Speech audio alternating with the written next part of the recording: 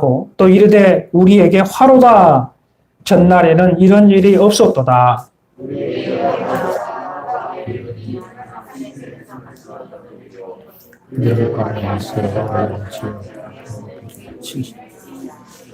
너희 블레셋 사람들아 강하게 되며 대장부가 되라. 너희가 히브리 사람의 종이 되기를 그들이 너희의 종이 되었던 것 같이 되지 말고 대장부가 같이 되어 싸우라 하고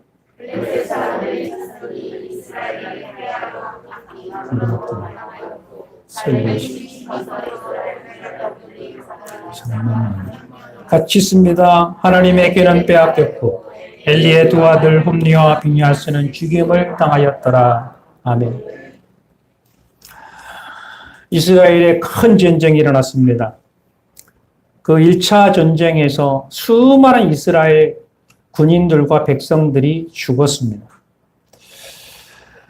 이때 이스라엘의 장로들이 함께 모여서 우리가 이렇게 패한 이유가 무엇인가에 대하여서 함께 논의를 했습니다.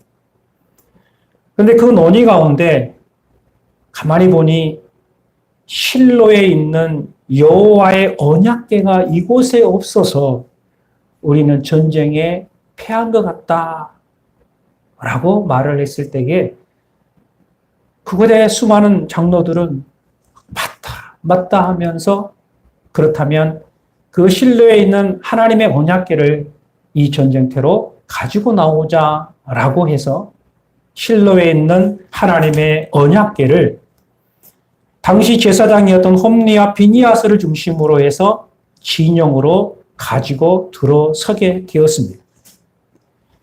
이것을 본 이스라엘 백성들은 패배에 지친 얼굴이 아니라 희망의 얼굴로 바뀌었어요. 그러면서 그 여호와의 언약궤가 들어온 것을 보면서 환호성을 지릅니다. 이야! 소리를 지르는 거예요. 이제 우리는 됐다. 이제 우리는 전쟁에서 이길 수 있다. 라고 하면서 큰 소리로 그들은 외쳤어요. 그 수많은 군중들이 함께 소리를 질렀을 때에 이 소리가 얼마나 컸던지 상대 국가, 그 적진까지 그 소리가 들린 거예요. 그 당시 적군은 바로 블레셋이라는 나라였습니다. 이 블레셋 군인들이 그 이스라엘의 그 진영에서 울려난 그 함성들을 들으면서 놀라지 않을 수 없었어요. 무슨 일이야? 무슨 일이야?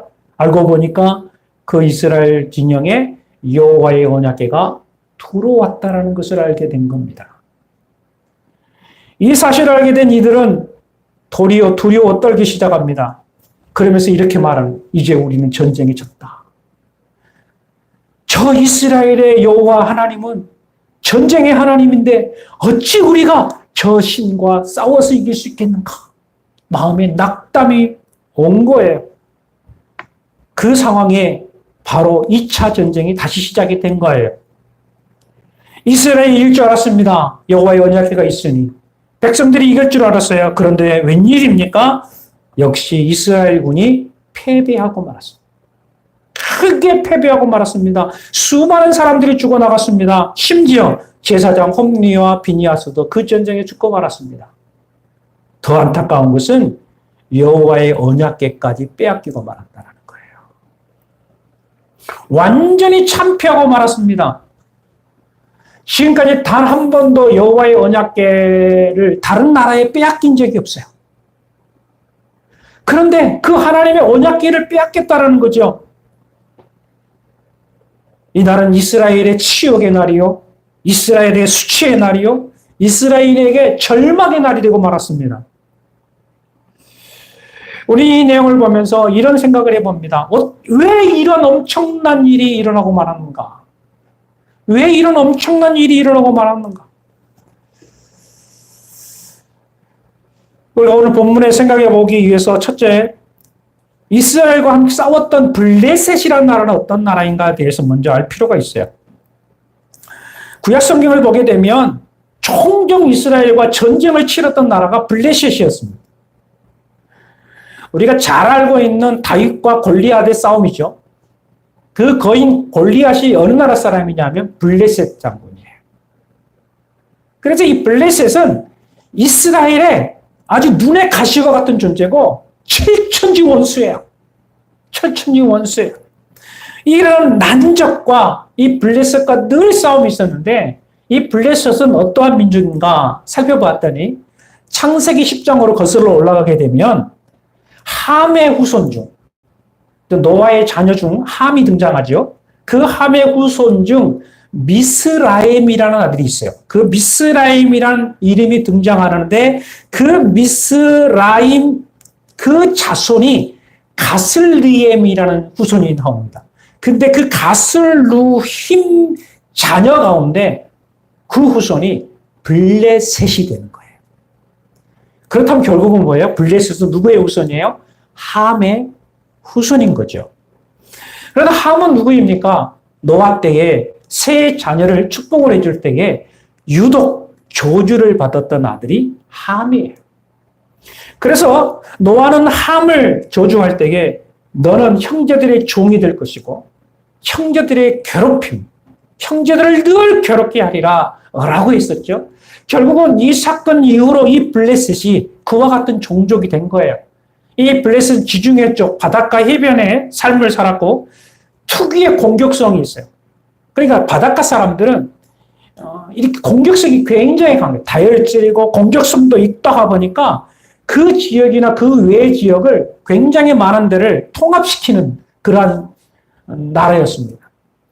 가나안 땅에 들어가서 그 가나안 땅의 중심 세력이 되었어요.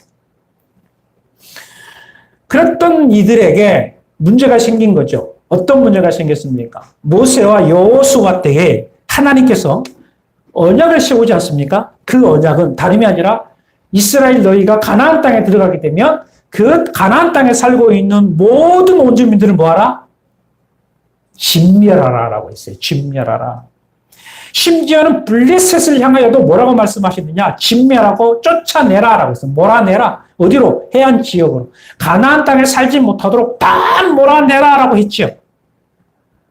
그것이 하나님의 언약이었습니다.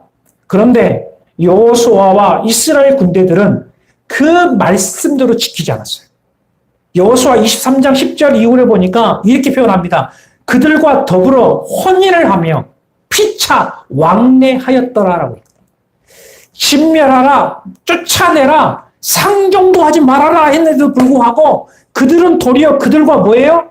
혼인을 하고 그들과 피차 왕래하며 삶을 살았다라는 거죠. 결국은 그 이후로 뭐였어요? 주님 말씀하시기를 올무와 덫이 되며 옆구리에 채찍과 눈에 가시가 될 것이다 라고 이야기를 했던 것이지요. 결국은 이 일로 인해서 블레셋은 계속해서 이스라엘을 괴롭힙니다. 심지어는 40년 동안 이스라엘을 지배를 해요. 그 가운데 삼손이 등장을 하죠. 그 삼손이 강력한 힘을 발휘해서 블레셋의 수많은 사람들을 죽이죠. 그것 때문에 블레셋 세력이 무너지는 일도 있었습니다. 그렇기 때문에 이 블레셋 사람들은 과거 아브라함 때에도 블레셋 등장을 했죠. 이삭 때에도 블레셋이 등장을 했어요. 사사시대 때에 삼손 때에도 블레셋이 등장을 했어요. 그런데 이 블레셋이 등장하면서도 아브라함한테도 졌고 이삭한테도 졌고 삼손에게도 졌어요. 그 졌던 이유가 뭐였느냐 하면 능하신 하나님. 이상하게 연약한 것 같은데 이상하게도 부족한 것 같은데도 잠자고 나면 역전이 되는 거거든요. 알고 보니까 누가 역사하신 거예요? 하나님이 역사한다는 것을 블레셋 사람들이 본 거예요. 그러다 보니까 이 블레셋 사람들에게 있어서 이스라엘 하면 이런 생각을 해요. 거기 민족 잘 건들면 안 돼. 거기에는 신이 있는데 그 신은 우리가 섬기는 신과 전혀 비교할 수 없는 엄청난 힘을 가지고 있는 분이야. 라고 후손들에게까지도 이게 전해진 거예요. 그러다 보니까 오늘 본문에도 보면 블레셋과 이스라엘이 전쟁하고 있는 상황 속에 이스라엘 땅에 언약궤가 들어왔다라는 말을 들었을 때 오늘 6절에서 8절로 우리가 읽었던 본문에 이렇게 다시 제가 읽어드릴게요. 블레셋 사람이 그 외치는 소리를 듣고 이르되 히브리 진영에서 큰 소리로 외치면 어찌 됨이냐 하다가 여호와의 궤가 진영에 들어온 줄을 깨달은지라. 블레셋 사람이 두려워하여 이르되 신이 진영에 이르렀도다 하고 또 이르되 우리에게 화로다. 전날에는 이런 일이 없었도다. 우리에게 화로다. 누가 우리를 이 능한 신들의 손에서 건지리요. 그들은 광야에서 여러 가지 죄악으로 애굽인을 친 신들이니라. 여러분, 이 말을 누가 하느냐 하면 이스라엘 사람들이 하는 게 아니에요. 누가 해요? 블레셋 사람들이 하고 있다는 이야기예요. 조상 때부터 들려왔던 그 이스라엘 하나님이 어떤 하나님인지 그들은 알고 있었다는 거죠.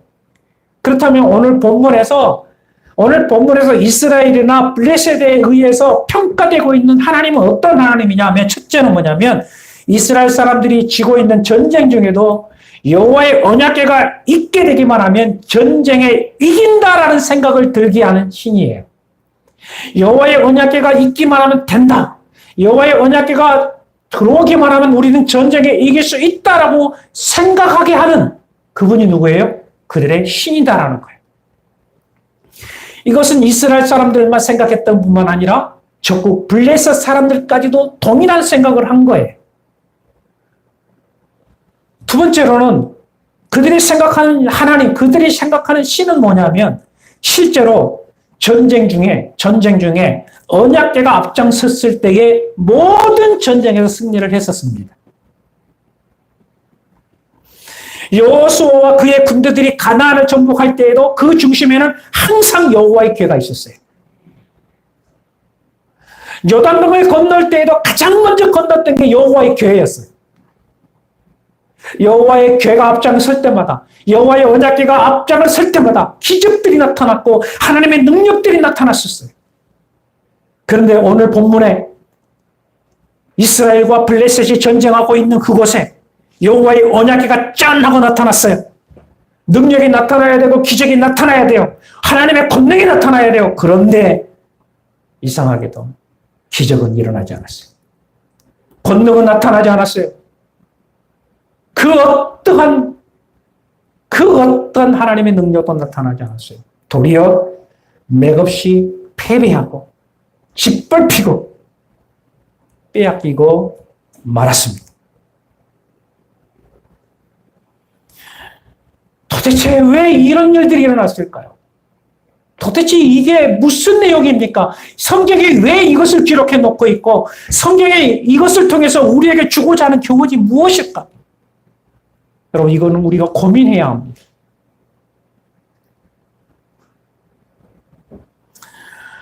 우리는 종종 드라마나 영화를 보게 되면 간혹 그 공포 영화 가운데, 공포스러운 영화 가운데 많이 등장한 게 교회나 천주교,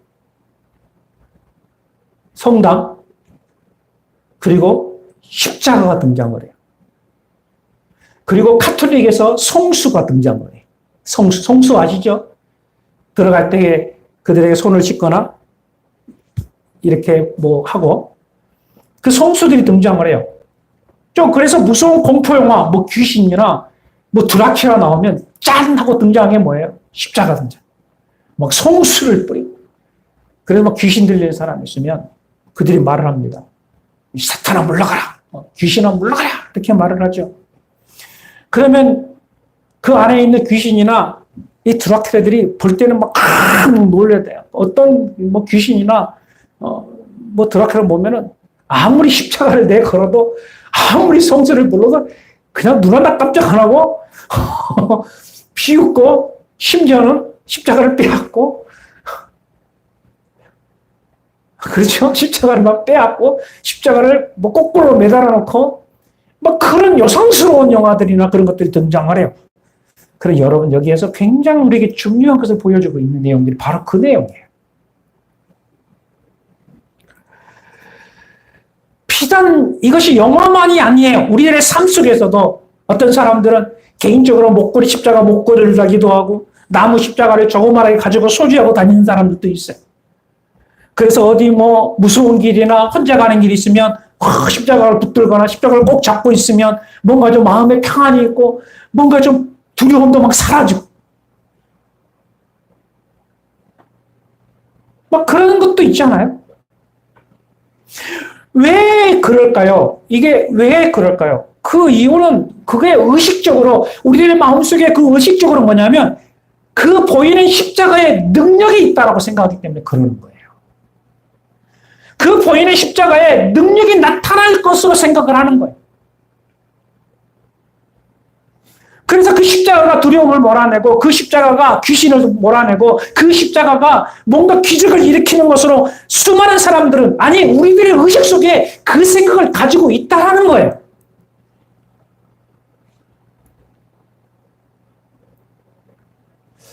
제가 어렸을 때에 이 성경을 정말 귀하게 여겼습니다. 우리 어른들한테 저도 배웠어요. 우리 어르신들한테.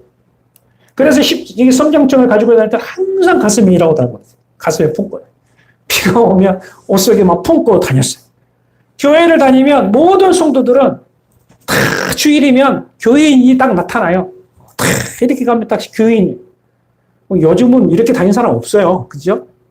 아예 안 들고 다니잖아요. 이거 하나 들고 다니죠. 뭐 그것이 옳다 그러다가 아니죠. 생각해 보는 거. 그리고 우리 어르신들이 그거예요. 어렸을 때 저도 성전에서 많이 좀 잤어요. 그래서 벽에가 없잖아요. 근데 이 성경이 딱 벽에 딱 좋은 크기거든요. 그래서 이게 성전에서 성경책을 이렇게 딱 벽에를 하려고 그러면은 툭 치는 거예요. 하나님 말씀을 어떻게 벽에를 삼냐고. 그 벽에도 안 돼요. 심지어는 높은 데 뭔가를 끄집어낼 때에 발로 좀 밟고 올라가고 싶은데 그것도 안 돼요. 모두가 다 그렇게 생각을 했었어요. 그리고 지금은 모르지만 과거 저 어렸을 때도 이 성전의 강단은 누가 올라가요? 감히. 못 올라갔어요. 강단에 오직 목사님, 기도하시는 성직자만 올라갔어요. 여성들 같은 걸 더군다나 더 못 올라갔어요. 그 당시 그랬어요. 왜 그랬을까요? 거룩이라는 것이었어요. 그것이 그 당시 그게 신앙이었어요. 그게 신앙이었어요. 현대에 들어와서 보면 교회는 매우 대형화가 되어 있습니다.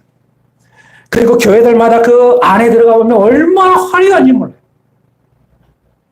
에스컬레이터, 엘리베이터, 화장실에 들어가도 뭐 인류 호텔 들어가는 것처럼 그렇게 쫙 꾸며져 있습니다. 정말 아름답게 꾸며졌어요. 고급진 그런 디자인, 고급진 장식들이 너무 좋습니다. 그거 보면 너무 좋지요. 화려합니다. 그 교회를 다니는 성도들 보면 참 아름답게 보이기도 하고 스스로도 자기 스스로 멋있게 생각하는 거예요. 그리고 우리 성도들 보면 정장에 각종 액세서리를 가지면서 품위 있게 신앙생활을 하신 분들도 많아요. 성가대원들이 가운을 입고 찬양하는 모습을 보면 그 100명, 200명이 쫙 앉아 서서 찬양하는 소리를 듣고 그 모습을 보면은 그 자체만으로도 은혜가 막 되어지고. 뭐 장엄한 오케스트라, 40명, 50명의 오케스트라 연주를 하면 마치 내가 어디 홀에 가서 공연을 보는 것 같은 착각을 하게 하고 그 찬송이 끝나면 와 박수를 보내면서 하고 어느 교회들은 설교 시간에 목사님이 강단에 오르면 박수를 치면서 우리 목사님 등장하십니다. 그렇고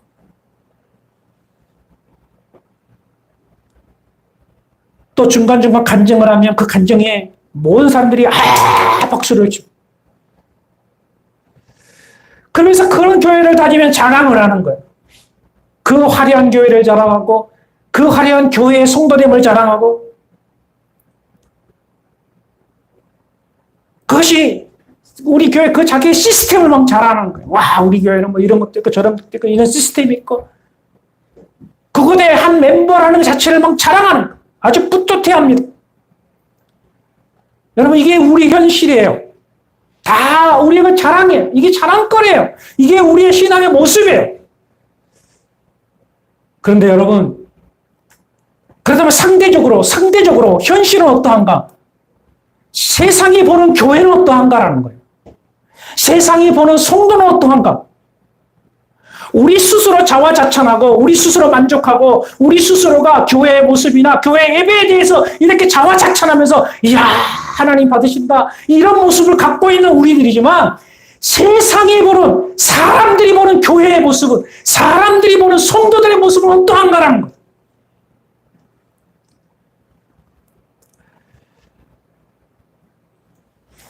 지난 목요일 새벽입니다. 제가 수요일 날 2차 백신을 맞았어요. 화이자를 맞았는데, 막 팔이 뻐근하더라고요. 2차가 조금 세다고 그래서. 그래서 목요일 새벽에 일어났는데, 몸이 막 좀 좋지를 않아요. 그래서 한편으로는 가정에서 예배할까 생각을 하다가, 그래도, 가야겠다 해서 사모와 함께 차를 가지고 이제 교회를 왔죠. 그런데 교회 오는 도중에 이 차량 좀 타이어가 좀 노화가 돼가지고 터져버렸어요, 한쪽. 거의 다 와가지고. 그래서 완전히 터져가지고 이거를 꾹고 올 수가 없어서 이 개동골 쪽에다가 이렇게 겨우 갓길에다가 주차를 해놓고 교회를 왔죠. 그래서 새벽 기도회 하려고 이 강단에 올라와서 기도를 하는데 전화가 왔어요. 어떤 핸드폰 전화. 전화를 받았더니 다짜고짜 이거예요. 다짜고짜 그랜드 차주지요? 네. 일단 좀 내려오세요. 그러는 거예요. 왜요? 일단 내려오세요. 뭐 급한 일인가 보다 하고 내려갔죠. 그랬더니 내 차 옆에서 경찰 3명이 딱 서 있는 거예요. 그래서 차주 되십니까? 네, 그래서 왜 그러십니까? 했더니 신고가 들어왔대요. 무슨 신고입니까? 음주 신고가 들어왔답니다. 음주 신고. 그래요?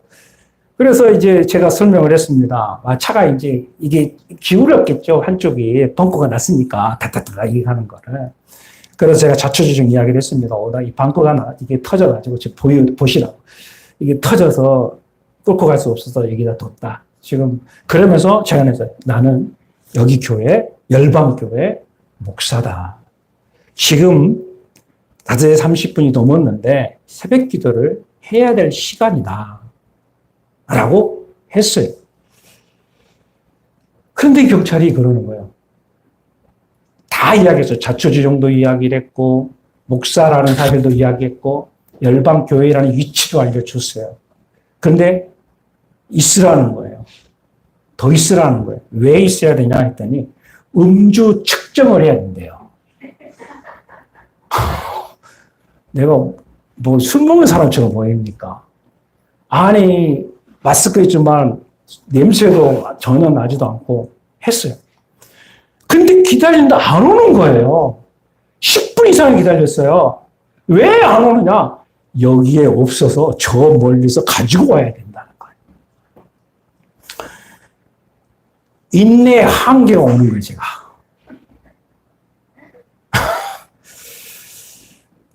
그래서 조금 좀 참았어요. 한편으로. 그래서 저는 그 생각을 했어요. 경찰들이 대처는 잘한 건 사실이에요. 저는 거기에서 탓하고 싶지는 않습니다. 그런데 안타까운 게 뭐냐면 이거였어요.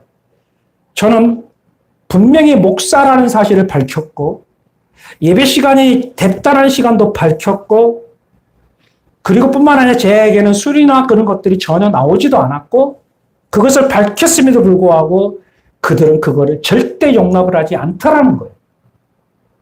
이해를 안 하더라는 거죠. 이게 무슨 말이냐면 이거예요. 과거 교회는 어땠느냐면, 과거 교회라면요, 특별히 과거 목사라고 하면요, 세상 사람들은 존중했어요. 세상 사람들은 존중을 했어요. 설령 목사가 거짓말했어도요, 신뢰했어요. 그걸 믿었어요. 법보다도 목사님이니까 그 말을 믿은 거예요. 과거에 그랬어요. 그런데 지금 현실을 보세요. 모든 것들이 화려해졌습니다. 대형화가 되어져 있습니다. 모든 성도들이 자화자찬하면서 신앙생활하고 있는 상황입니다. 그런데 도리어 세상으로부터 인정받지 못하고, 도리어 세상으로부터 신뢰받지 못하고, 도리어 세상으로부터 손가락질 받으며 지금 이렇게 살고 있다라는 거예요.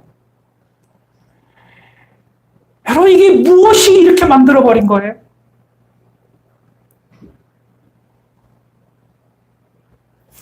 우리는 여기에서 한 가지 교훈을 얻을 수 있는 게 이 부분입니다. 남북 정전 당시에 게티스버그는 굉장히 유명한 전쟁이거든요. 이게 좌우 남북 전쟁을 할 때에 이게 마지막 거의 전쟁이었어요.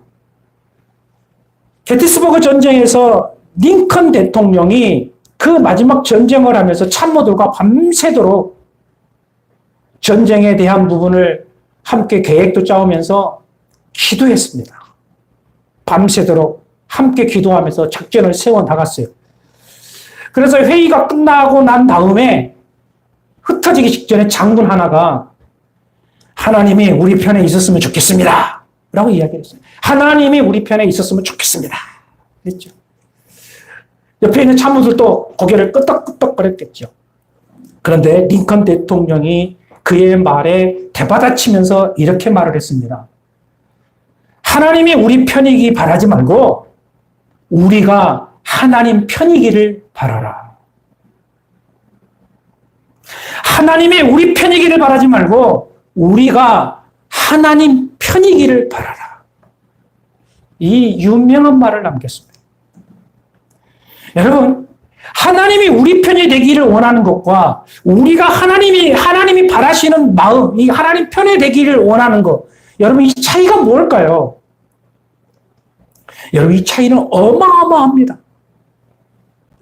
이스라엘 백성들이 그 전쟁 가운데 하나님의 언약궤를 가지고 나온 것, 그리고 블레셋 사람들이 언약궤를 보고 두려워했던 것, 이것이 뭐냐면 하나님이 우리 편이라는 거예요. 이스라엘 백성들이 하나님의 언약궤를 가지고 나왔던 그 이유 하나는 뭐냐면 이제는 하나님이 우리 편이다라는 거예요. 하나님이 우리 편이라는 거예요. 그래서 우리는 이길 수 있다라는 거예요. 블레셋 사람들도 착각했던 게 뭐냐면 하나님이 이스라엘 편이로 생각을 했던 거예요. 여러분, 이러한 생각들이 현 시대에 살고 있는 우리들에게도 적용이 되고 있는 거예요. 교회에 나와서 예배하고 찬양하고 기도하고 이 모든 것을 할 때에 그 생각 속에 하나님은 내 편이고 하나님께서 내가 드리는 이 예배 받으실 거야. 내가 십자가를 가지고 있고 내가 성경을 가지고 있으니까 하나님은 내 편이야. 내가 목사고 내가 장로고 내가 권사고 내가 집사니까 하나님은 내 편이야. 내가 기도했으니까 하나님은 내 편이야. 그래서 나는 이길 수 있고 나는 잘 돼. 나는 승리할 거야. 이런 생각을 하는 거예요. 하나님은 내 편이야. 하나님은 내 편이야. 여러분, 이거 분명한 착각입니다.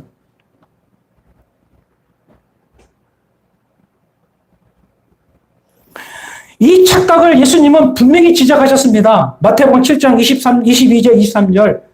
그날에 많은 사람이 나더러 이르되 주여 주여 우리가 주의 이름으로 선지자 노릇하며 주의 이름으로 귀신을 쫓아내며 주의 이름으로 많은 권능을 행하지 아니하였나이까 하리니 그때에 내가 그들에게 밝히 말하되 내가 너희를 도무지 알지 못하니 불법을 행하는 자들아 내게서 떠나가라 하리라. 주의 이름으로 했는데요. 주의 이름으로 예배했어요. 주의 이름으로 기도했고요. 주의 이름으로 교회를 세웠고 주의 이름으로 화려하게 만들었어요. 주의 이름으로 찬양도 했어요. 주의 이름으로 헌신도 했는데요. 그런데 주님은 말씀하신다. 나는 너를 도무지 알지 못한다. 나는 너를 도무지 알지 못한다. 외면해버리는 거예요. 바로 이스라엘 백성들이 패배했던 이유가 바로 이러한 착각이 있었기 때문에 패배한 거예요. 우리 한국 현실이 이 착각 속에 살고 있는 거예요. 이 착각 속에 살고 있는 거예요. 이 착각 속에 살고 있으니까 하나님 까불면 죽는다. 그런 괴 소리를 하는 거예요.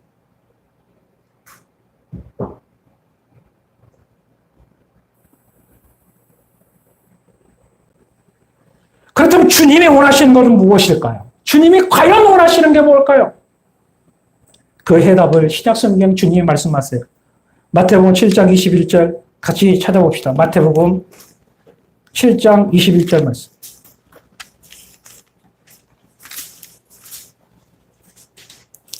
같이 한번 읽습니다. 7장 21절 말씀. 시작. 나더러 주여 주여 하는 자마다 다 천국에 들어갈 것이 아니요 다만 하늘에 계신 내 아버지의 뜻대로 행하는 자라야 들어가리라. 아멘. 다만 뭐예요? 다만 하늘에 계신 내 아버지의 뜻대로 행하는 자라야 들어가리라. 여기에 핵심은 아버지 뜻대로 행하는 자. 따라서 합시다. 아버지 뜻대로 행하는 자. 우리는 홈리와 비니아스에 대하여 우리가 첫 주와 둘째 주 분명히 들었습니다. 그의 행실이 어땠어요? 그의 행실은 악했습니다. 이스라엘 백성들은 어떠했습니까? 그들의 마음에는 하나님이 없었어요. 성경은 분명히 말합니다. 그들의 마음에 왕이 없으므로 각기 소견에 옳은 대로 행하였더라라는 말은 뭐냐면 하나님을 하나님으로 인정하지 않고 자기 생각대로 자기가 원하는 대로 했다라는 거예요. 예배는 들었는데 예배는 드리고 있는데 그 안에는 하나님이 계시지 않아요. 하나님이 인정하지 않아요. 하나님을 왕으로 인정하지 않아요. 하나님이 원하시는 예배가 아니라 내가 원하는 대로 예배를 드리는 거예요. 내가 원하는 대로, 내 생각하는 대로 예배를 하는 거예요.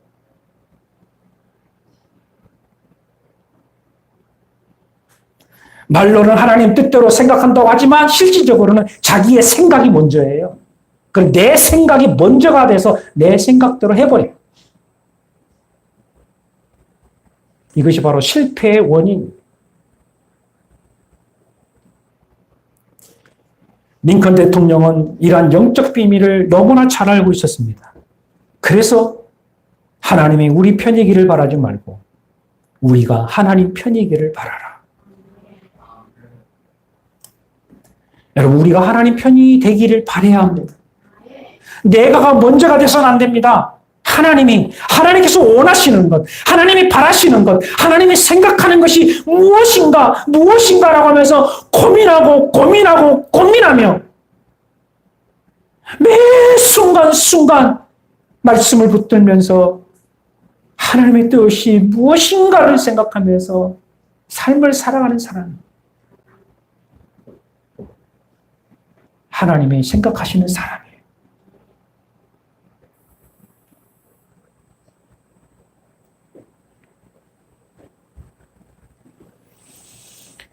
여러분, 우리 인생에 살면서 가장 중요한 것은 보이는 것이 아니에요.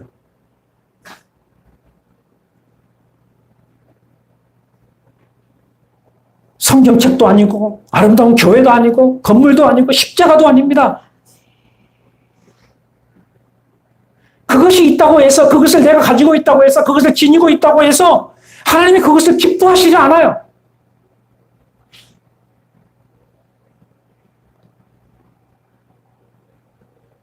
그 형상일 뿐입니다. 미신적인 행위와 똑같아요. 미신적인 행위와 똑같은 거예요. 하나님 뜻 안에 살고 있느냐, 하나님 뜻 안에 있느냐, 이게 중요한 거예요. 아무리 비참해도, 아무리 형편이 어려워도, 아무리 병들어 있어도, 건강이 약해져 있어도 하나님의 뜻 안에서 하나님께서 원하시는 삶이 무엇일까 고민하면서 몸부림치면서 살아가는 사람들에게 그곳에 하나님의 영이 함께 하십니다. 여러분, 좀 부족하면 어떻습니까?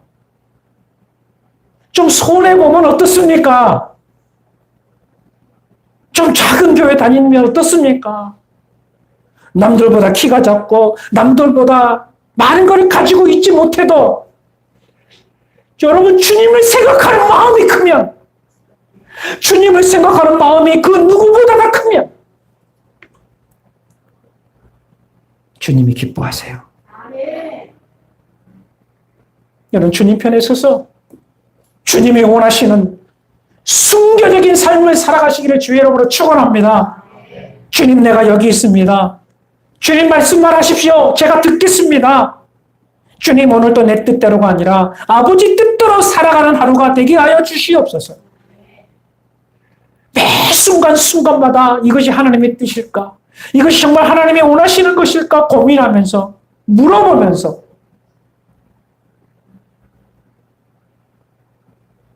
주님 안에 있으십시오. 그러면 그 주님께서 기적을 이루실 거예요. 그리고 저와 여러분들을 복의 사람으로 세워 나가실 줄로 믿습니다. 우리 함께 기도하십시오. 주님과 함께한 삶, 주님 편에 서서 주님 원하시는 삶, 하나님이 내 편이 아니라 내가 하나님 편에 서서 삶을 살아가는 사람. 우리는 분명 그러한 삶을 살아야 합니다. 좀 약하면 어떻습니까? 좀 부족하면 어떻습니까? 좀 손해보면 어떻습니까? 주님 선택하십시오.